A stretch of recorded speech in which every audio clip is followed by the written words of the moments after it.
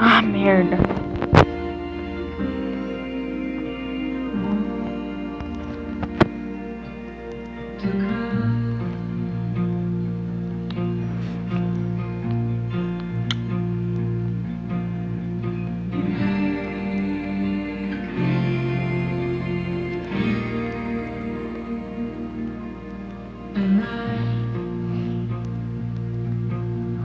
O que você quer de mim?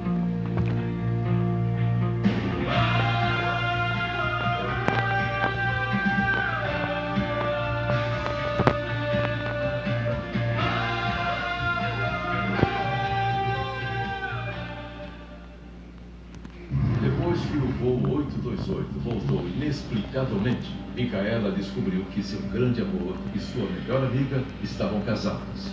Eu me sinto mal pela Micaela. Tudo está uma bagunça desde o dia que aquele avião aterrissou. Ela tentou encarar a situação, mas negar o que sente está ficando cada vez mais difícil. Você ainda quer estar comigo?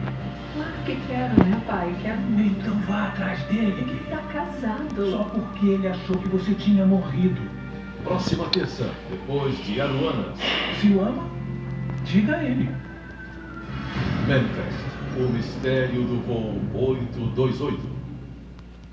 Jornal da Globo. Oferecimento Crefisa. Dinheiro na hora sem sair de casa. Acesse crefisa.com.br ou baixe nosso aplicativo.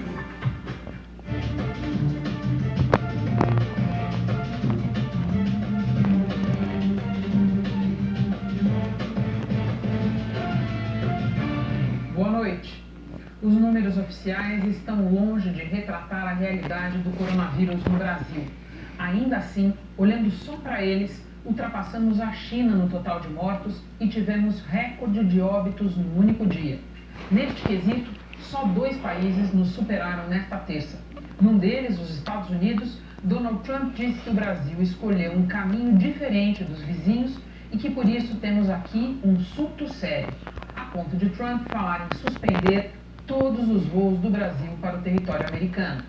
Indagado sobre os 474 brasileiros que entraram hoje para a lista dos mortos pela Covid-19, Jair Bolsonaro respondeu. Mas, e daí? Lamento que ele faça o quê? Eu sou Messias, mas não faço milagre. Nesta edição você vai ver a repercussão do que disse o presidente e também... Ministro da Saúde agora enxerga a tendência de alta nas mortes. Com uma curva que vem crescendo como um agravamento da situação. No estado com mais óbitos, isolamento caindo. Em Santa Catarina, casos dobram depois do relaxamento da quarentena. Na tragédia de Manaus, hospitais dispensam pacientes. Eu tenho que levar minha filha doente para casa. É isso? E enterros continuam escalando, mas agora sem empilhamento de caixões. Pelo Brasil, explodem as internações por síndromes respiratórias. Possam ser, sim, casos de Covid-19, muitos deles não diagnosticados. Ajuda humanitária da Rússia à Itália. Aplausos dos italianos, críticas do mundo. Os próximos passos da investigação sobre as acusações de Sérgio Moro contra Jair Bolsonaro. E mais uma encrenca gratuita nascida no governo. Chanceler compara isolamento social a campos de concentração do nazismo, com péssima repercussão internacional. Não tem nem como consertar aquela merda lá, tropa. Começamos por atualizar os números da pandemia no Brasil, porque hoje foi um dia particularmente triste. Nós batemos um novo recorde diário de mortes notificadas. Foram 474 nesta terça-feira. O número diário de mortes registrado hoje no Brasil só ficou abaixo dos Estados Unidos e do Reino Unido. Houve mais mortos aqui do que na Itália, na França e na Espanha, países que a gente acompanhou o drama aí nas semanas recentes. De todos os países que nós acabamos de falar, o Brasil é o único em que existe uma clara tendência de aumento no número diário de mortes. Por isso, a nossa situação é mais delicada no momento. Hoje também nós superamos a China no total de óbitos por coronavírus. Já são 5.017 aqui, contra mais de 4.600 na China, onde tudo começou. Nós vamos para Brasília. No final da tarde, quando voltava para o Palácio da Alvorada, o presidente Jair Bolsonaro foi questionado sobre a escalada no número de mortes por Covid-19 no Brasil. E deu uma resposta que tem tudo para entrar para a história. O repórter Fernando Rego Barros acompanhou e agora nos conta como foi. Boa noite, Fernando. Olá, Renata, boa noite a você, boa noite a todos. O presidente Jair Bolsonaro falou aos jornalistas no final da tarde, como você disse, e ao ser perguntado sobre o fato do Brasil ter ultrapassado a China e já ter mais de 5.000 mortos pela Covid-19, Bolsonaro deu a seguinte resposta. Lamento, que faço o quê? Eu sou Messias, mas não faço milagre.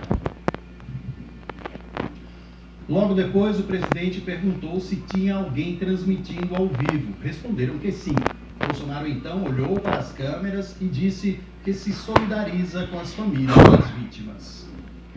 Se lamenta a situação que nós atravessamos com o vírus, nos solidarizamos com as famílias que perderam seus entes queridos, né, que a grande parte eram pessoas idosas, okay?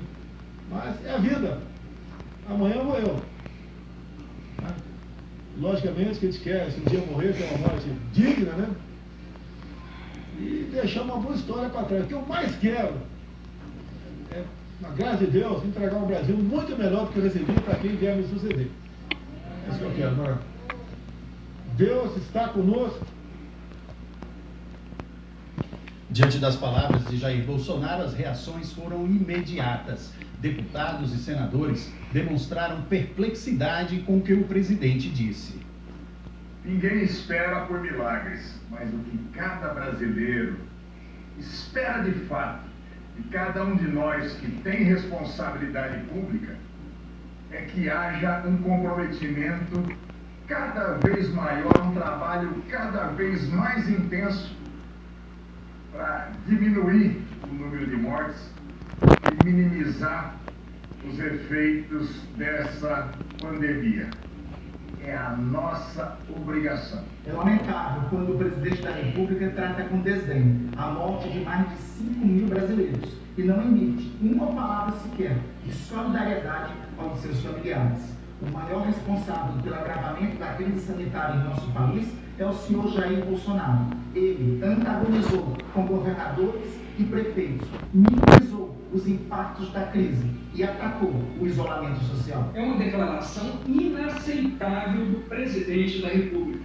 Ela revela um profundo desprezo, um verdadeiro descaso, não apenas com os milhares de brasileiros mortos, não dá contra-lança, mas também tropa. o sofrimento dos familiares que perderam seus entes queridos. É inadmissível que o presidente tenha essa postura desumana. Ninguém espera que ele faça milagres. O que se espera dele é o que ele não vem fazendo, que tenha um comportamento responsável, sério e consequente e ajude a proteger a vida dos brasileiros. O presidente Jair Bolsonaro disse que não faz milagre, mas ele é responsável pelo país, ele é responsável pela saúde pública do país e já são mais de 5.000 mortos, ultrapassando o número de mortos da China. O presidente estimulou o contato social, não seguiu as recomendações da Organização Mundial de Saúde e a situação vai ficar ainda mais grave. Quem é que vai ser responsabilizado por tantas mortes e por tantas perdas no nosso país? Outros políticos se posicionaram também pelas redes sociais. Vamos ver. A ex-senadora Marina Silva, da Rede Sustentabilidade, afirmou: quando o presidente diz "e daí" para mais de 5.000 mortos, sendo 474 nas últimas 24 horas, ao som de risadas de deboche de seus apoiadores, ou é um atestado por notória evidência de insanidade, ou é uma prova candente de falta de caráter e qualquer vestígio de sensibilidade. O governador do Maranhão, Flávio Dino, do PCdoB, disse: pedir a Bolsonaro para realmente governar é pedir um milagre? Não queremos milagres. Queremos apenas que ele pare de criar confusão política e de minimizar mortes e tragédias. Ou seja, queremos apenas que ele assuma os seus deveres diante de uma gravíssima pandemia nacional. A deputada federal e ex-líder do governo no Congresso, Joyce Hasselmann, escreveu: e daí, presidente, é muita falta de humanidade e de amor pelos brasileiros. Associações ligadas à medicina também se manifestaram sobre a declaração do presidente Jair Bolsonaro. Eu fiquei bastante chocada, porque nós estamos vivendo um momento de extrema dificuldade para tentar garantir a assistência, o atendimento aos cidadãos brasileiros e colocando, inclusive, em risco a vida dos profissionais de saúde. Muitos de nós hoje estamos adoecidos. Chegou-se ao número de 5 mil profissionais afastados por conta do Covid-19. É de se esperar do presidente da nação uma postura mais séria e de respeito às vítimas da doença e às suas respectivas famílias. O governo precisa ajudar estados e municípios a estruturar a sua rede de saúde para dar conta de dar assistência a todas as pessoas que precisam. O governo precisa ajudar as famílias mais pobres e as pessoas que estão em situação de emprego informal. Então tem muito sim para ser feito. Fernando, eu quero voltar algumas horas com você no relógio, porque esse número assustador de mortes saiu publicado num boletim do Ministério da Saúde, sem maiores explicações. Só depois de muita repercussão, o ministro Nelson Teich e auxiliares resolveram se manifestar, ainda assim de maneira completamente burocrática. Eles pareciam estar falando de um outro país em que a situação seria muito menos grave do que ela é aqui no Brasil. Renata, numa coletiva preparada às pressas lá do Ministério da Saúde, o ministro Nelson Teich disse que resolveu falar por causa dos pedidos para que o governo se posicionasse. Ele mesmo lembrou que na semana passada tinha dito que o crescimento no número de mortes poderia não ser uma tendência, mas hoje disse que não, que os números mostram que houve sim uma piora. Alguns dias atrás eu coloquei que isso poderia ser um acúmulo de casos de dias anteriores, que foi simplesmente resgatado, mas como a gente tem uma manutenção desses números elevados e crescentes, a gente tem que abordar isso como um problema, com uma curva que vem crescendo como um agravamento da situação. Isso se continua restrito aos lugares onde a gente sabe que estão vivendo as maiores dificuldades, como Manaus, Recife, esses lugares, Rio de Janeiro, São Paulo, e a gente está tratando dessa forma, entendendo ainda que o Brasil tem que ser tratado de uma forma diferente para as diferentes regiões. Buguei, tropa. Mas hoje a gente vê nesses lugares onde a crise é maior como um quadro de pior, e a gente vai continuar acompanhando para confirmar isso e ver como vai ser a evolução. Os jornalistas puderam enviar perguntas por escrito, e uma delas foi sobre quais providências o governo estava tomando para ajudar os estados e os municípios neste momento de agravamento da crise. O secretário executivo, general Eduardo Pazuello, respondeu que estão comprando equipamentos de proteção individual, respiradores, e também enviando profissionais de saúde. Renata? Obrigada pelas informações, Fernando. De Brasília a gente vem para São Paulo porque aqui no plano local também houve esse recorde diário no número de mortes, 224 em 24 horas. Já são mais de 2.000 no total no estado. O repórter Roberto Paiva reuniu uma série de informações sobre isso, vai conversar com a gente ao vivo agora. Boa noite, Paiva. Eu quero começar conversando com você sobre isolamento social, porque é uma preocupação das autoridades. As mortes escalam, enquanto o isolamento, a adesão ao isolamento vai caindo. Exato, Renata. Boa noite para você, boa noite a todos. De ontem para hoje, no estado de São Paulo, ocorreram 224 mortes por Covid-19. Já são mais de 2.000 mortes no estado. Os casos confirmados passam de 24 mil.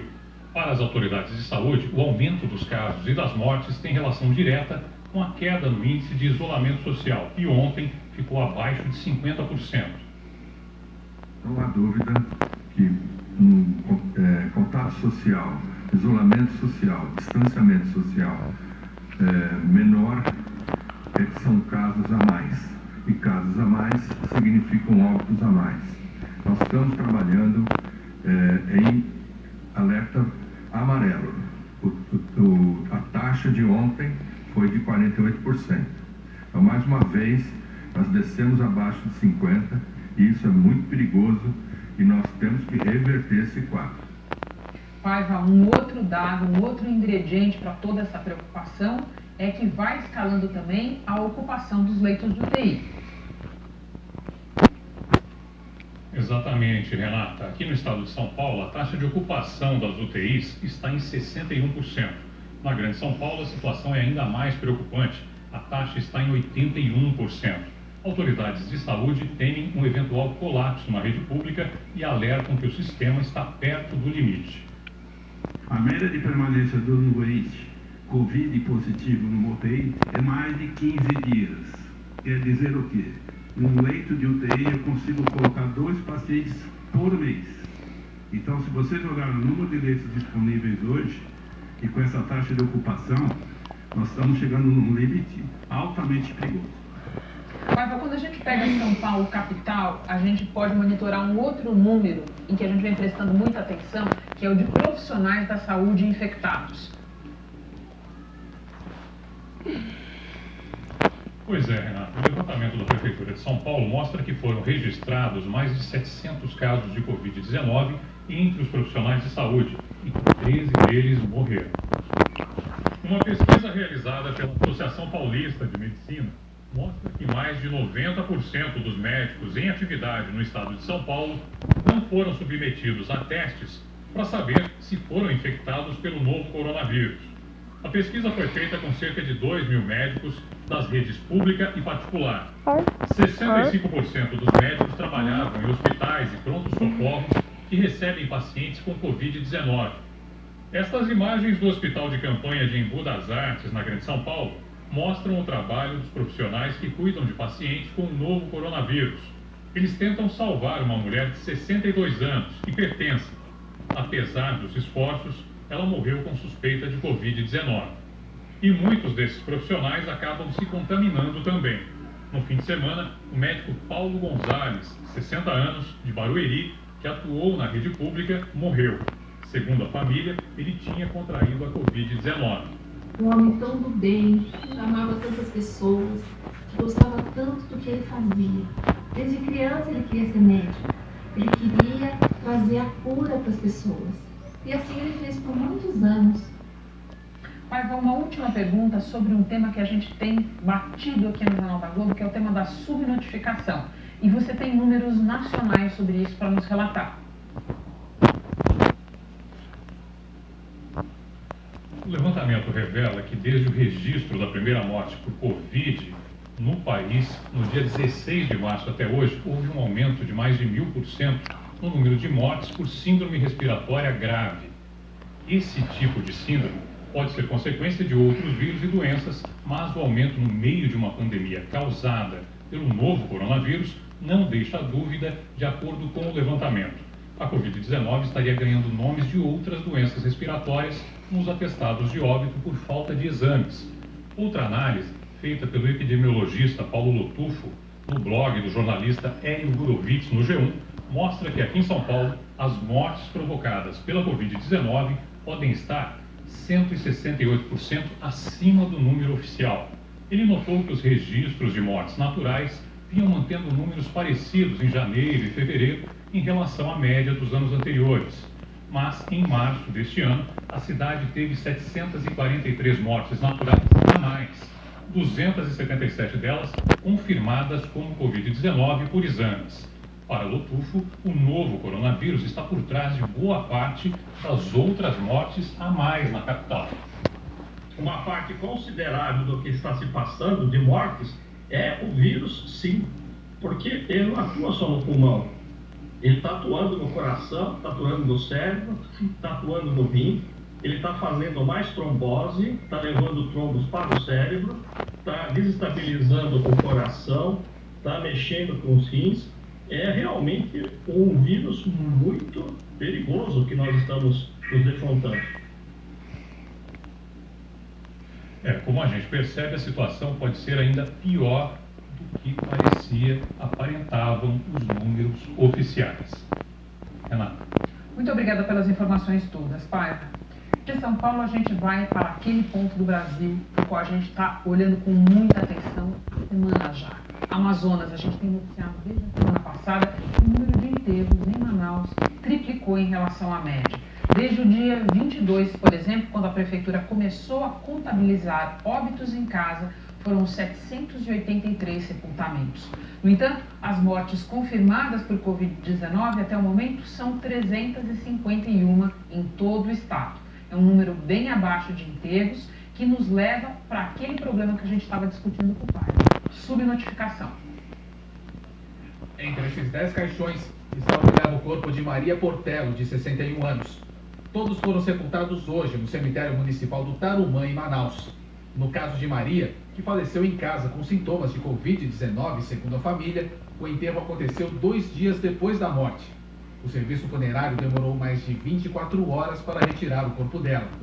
Agora eles vão enterrar o povo. Olha aí, gente, para vocês verem. Olha aí a situação.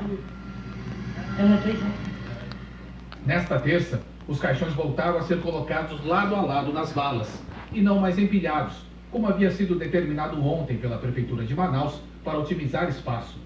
Nas 24 horas em que a medida ficou vigente, 18 corpos foram enterrados, um em cima do outro. Isso aqui é a vala que eles vão enterrar 3, um em cima do outro. Nem todas as mortes com confirmação para o coronavírus. Vamos vermelhar, Foi a família. indignação das famílias Eu sou que ruim provocou a demais na revogação da W. medida. O caos nos cemitérios é reflexo do colapso no sistema de saúde por causa da pandemia. Quem procura atendimento nos hospitais e pronto-socorros encontra as portas fechadas. Dona Raimunda, por exemplo, não conseguiu internar a filha com sintomas de Covid-19 em 2 hospitais. O que eu posso fazer agora, gente? Pedir? Pode errar um scope. Não posso fazer nada. Eu tenho que levar minha filha doente para casa. É isso? Não pode acontecer isso.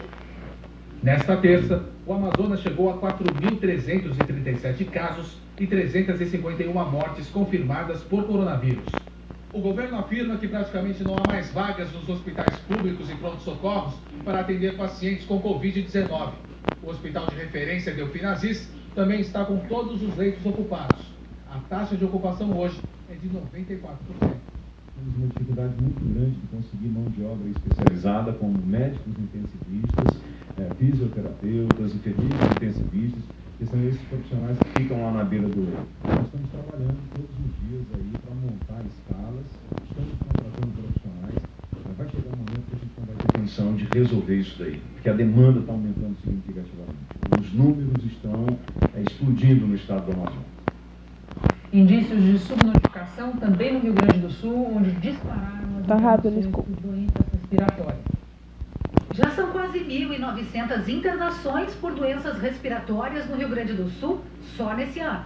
Segundo a Fundação Oswaldo Cruz, o número é 10 vezes maior do que o observado nos primeiros 4 meses do ano passado.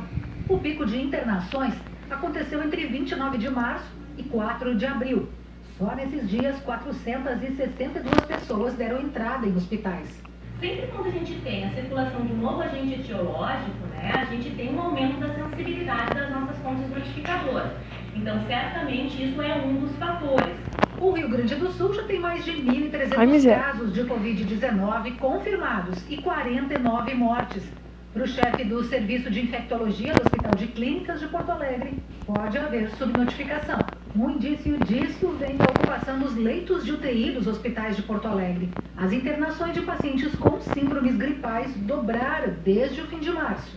Isso, pelas curvas serem semelhantes, faz com que a gente pense que possam ser, sim, casos de Covid-19, muitos deles não diagnosticados.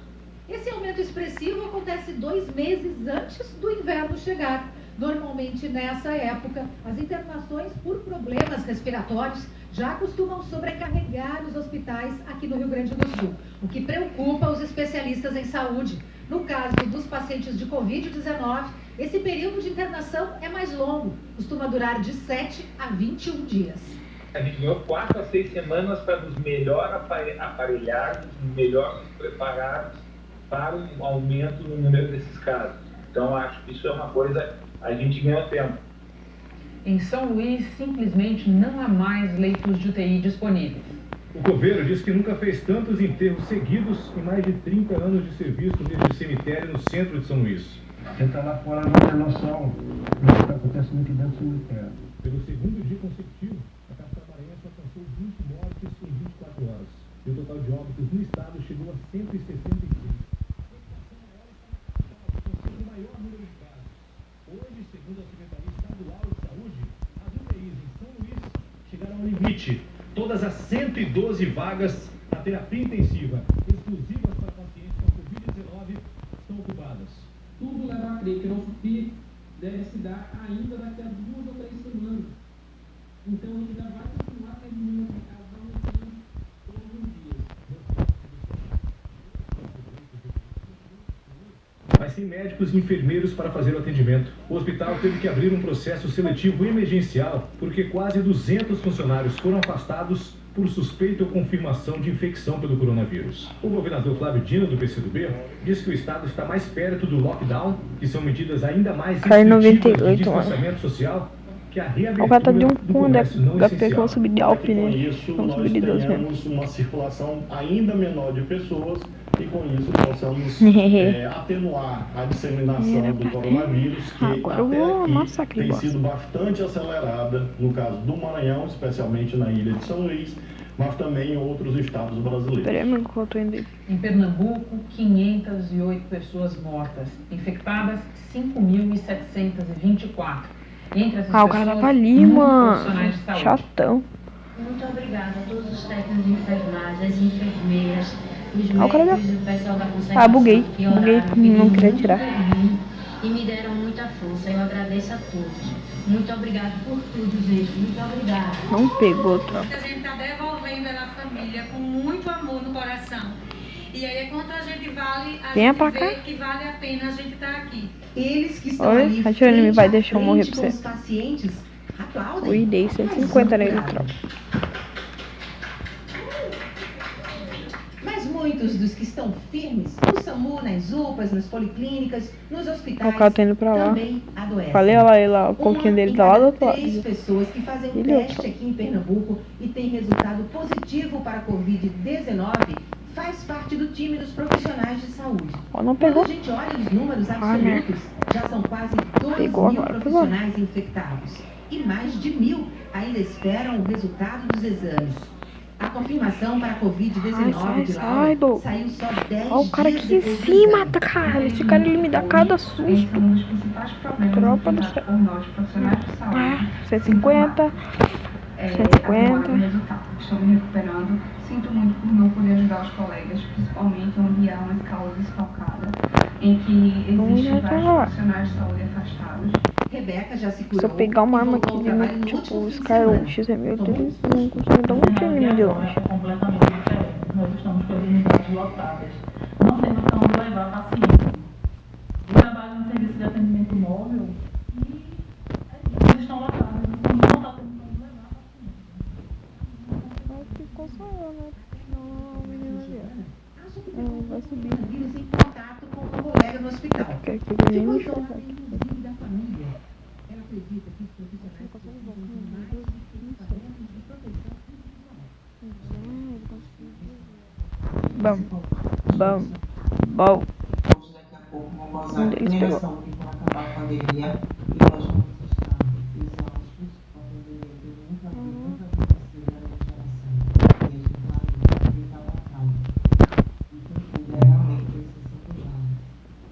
Belém agora, depois de fechar com atraso o comércio não essencial, a capital do Pará começou a fiscalizar e a prefeitura cometeu uma força-tarefa. Quase que ele tomou um capão, troca. Aqui Aqui em Belém, o prefeito não, disse que vai instalar tendas na porta de 3 unidades de pronto não pegou. atendimento para fazer uma Se pegasse, será que ele morria? Morria. O objetivo é identificar Ele vai, miradão, miradão. mais leves da Foi não. Covid-19 e diminuir o tempo de espera de quem chega em estado mais grave. Hoje, guardas municipais e agentes da ordem pública foram às ruas da capital para fiscalizar o cumprimento do decreto que proíbe o funcionamento do comércio não essencial. Matei. Os lojistas que abriram as portas receberam orientações e ordem para fechar o estabelecimento. Quem insistir vai ser multado.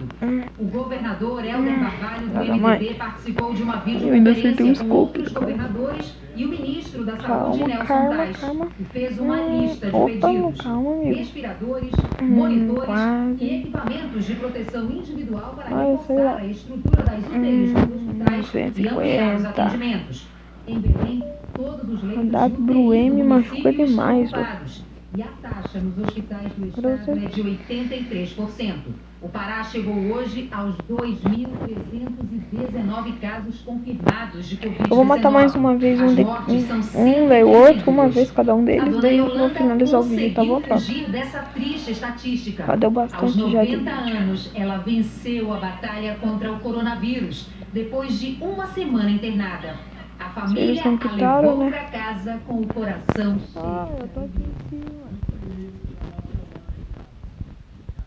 Já sem sintomas, feliz. Hoje teve um dia ótimo, se alimentou e está muito feliz por estar em casa. Em Santa Catarina, 2 semanas depois do governador flexibilizar as regras do isolamento, o estado convive com um aumento de mais de 130% nos casos confirmados.